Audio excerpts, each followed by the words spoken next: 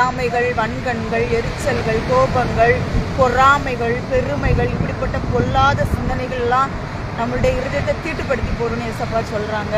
அதனால இப்படிப்பட்ட எண்ணங்கள் எல்லாம் உங்களுக்கு மாறணும்னு ஆசைப்படுறீங்களா? இப்பொழுதே ஆண்டவரே, என்னுடைய இருதயத்தை முழுவதுமா உங்கள்கிட்ட தந்துடுறேன் ஏசப்பா. என்னுடைய இருதயத்தில் வாங்க ஏசப்பா.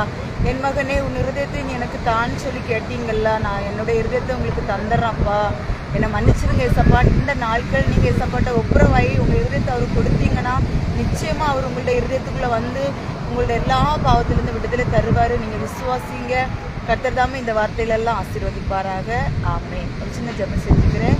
அல்லேலூயா. ஸ்தோத்திரம் ஆண்டவரே. இந்த நாட்கள் ஏசப்பா, என் மகனே, உன் இருதயத்தை எனக்கு தா என்று சொல்லி எங்களிடத்தில் பேசியிருக்கீங்க. எங்களுடைய இருதயத்தை நாங்கள் உங்களுடைய கரத்திலே தருகிறோம் அப்பா. கர்த்தாவே, நீர் வந்து வாசம் செய்யும். கர்த்தாவே, எங்களிடத்தில் இருக்கிற பொல்லாத குணங்கள் எங்களை விட்டு அகலட்டும். எங்களை தீட்டுப்படுத்துகிறதான விஷயங்கள் எங்களை விட்டு மாறட்டும். எல்லா காவலனும்